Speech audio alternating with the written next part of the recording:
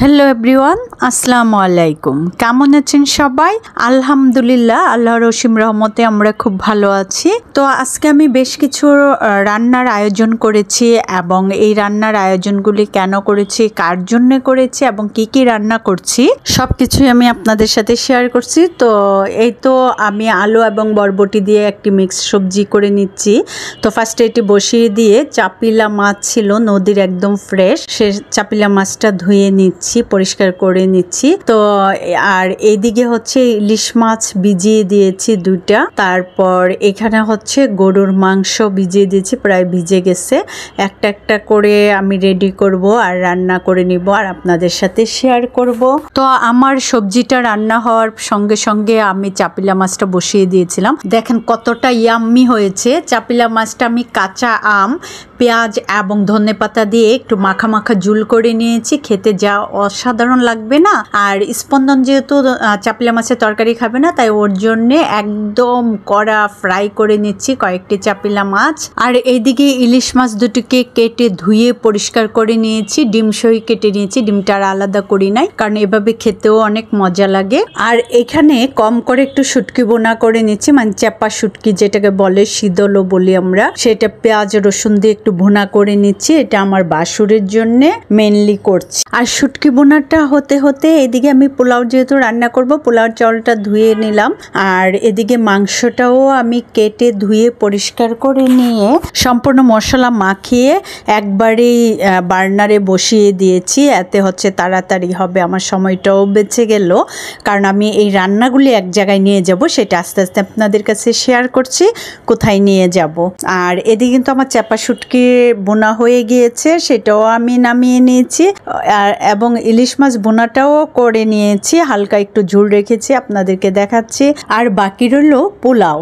তো পোলাওটাও আরেকটি বার্নারে চড়িয়ে দিচ্ছি। এই ফাঁকে আমার গ্যাসও চলে আসছে, 3টার দিকে ফুল গ্যাস চলে আসে। চলেন পোলাও রান্না করতে করতে আপনাদের সাথে একটু গল্প করি।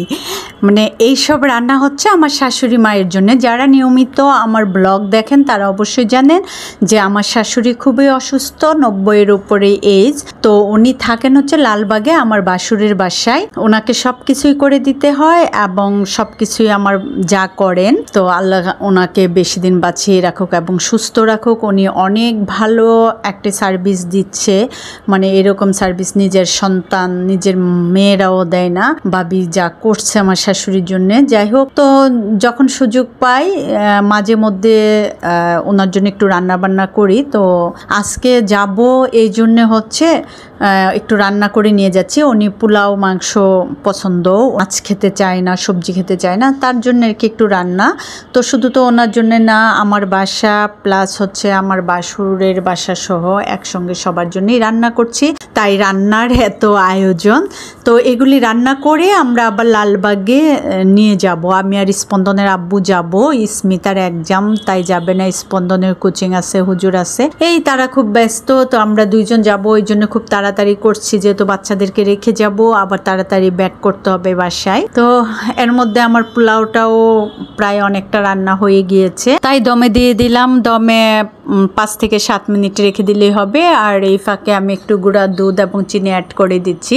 পোলাওর লাস্টের দিকে গুঁড়া দুধ এবং চিনিটা প্লাস ঘি দিলে পোলাওটা খেতে অনেক টেস্ট হয়। দিয়ে আবার এই যে দমে রেখে দিব।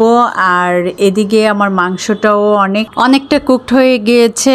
আমি একটু মাংসটা নরম করে নিব, যেহেতু আমার শাশুড়ির সবগুলি দাঁত নেই, উনি খাবেন, সেজন্য একটু নরম করে নিচ্ছি। যার ফলে হচ্ছে একটু চুলাটাকে ডিম করে তারপরে একটু বেশিক্ষণ রান্নাটা করে নিচ্ছি। যাই হোক, এগুলি রান্না হওয়ার পর আমাকে আবার প্যাক করতে হবে। তো রান্না কমপ্লিট করার পর আমি তাড়াহুড়া করে সবগুলি খাবারে প্যাক করে নিয়েছি, যে পরিমাণ নিব সেইগুলি। এই যে টিফিন ক্যারিয়ারে সবগুলি নিলাম।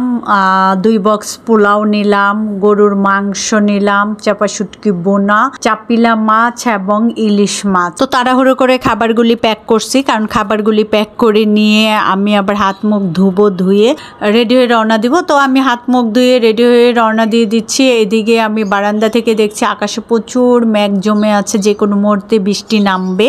আর আমাদের তো টার্গেট আমরা রিক্সায় যাব, ঠান্ডা ঠান্ডা ওয়েদার, কি যে ভাল লাগবে। ঠিক তাই রেডি হয়ে আমরা বের হয়ে গেলাম। আমি আর স্পন্দনের আব্বু, এই যে স্পন্দনের আব্বু রিক্সা ঠিক করছে। তো আকাশের অবস্থা তো খুবই খারাপ, আবার ভয়ও পাচ্ছি যদি বৃষ্টি আসে তাহলে তো ভিজে যাব রিক্সায়। আর যাই হোক, ভিজলে ভিজবো, অনেক দিন পর ভিজবো বৃষ্টিতে, কারণ হচ্ছে অনেক দিন হয়ে গিয়েছে বৃষ্টিতে আমাদের ভিজা হয় না। আসলে আমি আর স্পন্দনার আব্বু এই ধরনের জিনিসগুলি খুবই এনজয় করি। তো আমরা রিক্সা নিয়ে রওনা দিয়ে দিলাম। আর জ্যামের শহর তো ঢাকা শহর, কখন যে পৌঁছাবো তার কোনো ঠিক ঠিকানা নেই। আর যখনই আমরা মোহাম্মদপুর বাস স্ট্যান্ডটা পার হলাম তখনই শুরু হয়ে গেল জ্যাম, এবং সঙ্গে সঙ্গে হচ্ছে বৃষ্টি পড়া শুরু হলো টিপটপ করে। আর এমনই দুর্ভাগ্য যে আমরা যে রিক্সায় উঠেছি সেই রিক্সাটার পর্দা নেই। তো আমাদের সঙ্গে একটি ছাতা ছিল, স্পন্দনের আব্বু তো ছাতাটা আমাদের মাথার উপরে দিয়ে নিলাম। মাঝে মধ্যে চারপাশ থেকে হালকা হালকা বৃষ্টির ফোঁটা এসে গায়ে লাগছে, ঠান্ডা ঠান্ডা ওয়েদার, কি যে মজা লাগছে না। আজকের জার্নিটা খুবই ভালো লাগছে। তো এরকম করে আমরা চলে আসলাম লালবাগে আমার বাসুরের বাসা। এখন তো আরেক প্যারা, ওনার বাসা 7 তলা পুরানো বিল্ডিং, এখানে তো হচ্ছে লিফট নেই, কাজে আস্তে আস্তে উঠে আসলাম। এসেই দেখি আমার শাশুড়ি ডাইনিংয়ে চেয়ারে বসে আছে, আমাদেরকে দিয়ে দেখে তো মহা খুশি। আর যেহেতু শুনেছে পোলাও রান্না করে নিয়ে আসছি, সে তো আরও খুশি, হাত দিয়ে দৌড়ে দৌড়ে দেখছে পোলাও, আর বলতেছে পোলাও খাবো। সে তো নিজের হাতে খেতে পারে না, খাওয়াই দিতে বলছে। আর আমার যা হচ্ছেন টিচার, যার ফলে তার বাসায় স্টুডেন্ট রয়েছে, পড়াচ্ছে, খুবই ব্যস্ত, তাই আমি একটি প্লেট নিয়ে ওনাকে খাইয়ে দিচ্ছি। উনি খুব মজা করে খাচ্ছে। আসলে এতক্ষণ যে আমি কষ্ট করে রান্না করেছি, ওনার এই খাওয়া দেখে খুবই ভালো লাগছে। আর আমি খাওয়াচ্ছি, স্পন্দনের বাবা বসে বসে ভিডিও করছে মাকে। আর এদিকে মুষলধারে বৃষ্টি নেমে গিয়েছে বাহিরে। তো আমরা তো আবার তাড়াহুড়া বের হয়ে যাব স্পন্দন স্মিতা বাসায় একা, কাজে খুব তাড়াহুড়া করে আমরা চা নাস্তা খেয়ে সঙ্গে সঙ্গে রওনা দিয়ে দিলাম। অলরেডি এর মধ্যে কিন্তু 9:30 বেজে গিয়েছে। দেখেন নিউ মার্কেটের এরিয়া, এখনো কি জ্যাম। বৃষ্টি থামার সঙ্গে সঙ্গে সবাই রওনা দিয়ে দিচ্ছে যে যার গন্তব্যস্থলে। আর এদিকে প্রচুর বৃষ্টির কারণে নিউ মার্কেটের রাস্তাগুলি পানিতে ডুবে গিয়েছে। দেখেন কি পরিমাণ পানি, একদম জিকাতলা পর্যন্ত। আমরা নিউ মার্কেট থেকে জিকাতলা সীমান্ত সম্ভার পর্যন্ত 1 ঘন্টা জ্যামেই বসে আছিলাম, কারণ এত পানির মধ্যে গাড়ি ঠিকভাবে চলতে পারতেছিল না, যার ফলে জ্যাম লেগে গিয়েছিল, যার ফলে বাসায় পৌঁছাতে 11:30 বেজে গিয়েছে। এদিকে তাজিম, আমার সে জুবাইয়ের ছেলে আছে আমার বাসায়, তাজিম, স্পন্দন, স্মিতা কয়েকবার ফোনও করে ফেলেছে আমাদেরকে যে কখন আমরা আসবো। এদিকে জ্যামে বসে থেকে স্পন্দনের বাবা টায়ার্ড হয়ে গিয়েছে, যার ফলে লিফটে এসে শার্ট খুলে নিয়েছে। খুলে রেখেছ? ওয়ালাইকুম আসসালাম। খাওয়া দাওয়া শেষ। স্মিতা, তোমার স্কুল ডুবে গেছে, স্কুলের রাস্তা সব ডুবে গেছে, বুঝছো? স্কুলের রাস্তা সব ডুবে। তো এই তো বাসায় এসে হাত মুখ ধুয়ে ফ্রেশ হয়ে বাচ্চাদের খাবারগুলি গরম করছে, ওদেরও খিদা লেগে গিয়েছে, অলরেডি 12টা বেজে গিয়েছে। তো আমি এর মধ্যে আপনাদের কাছ থেকে বিদায় নিয়ে নিই। আল্লাহ হাফিজ, বাই বাই, ভালো থাকবেন সবাই।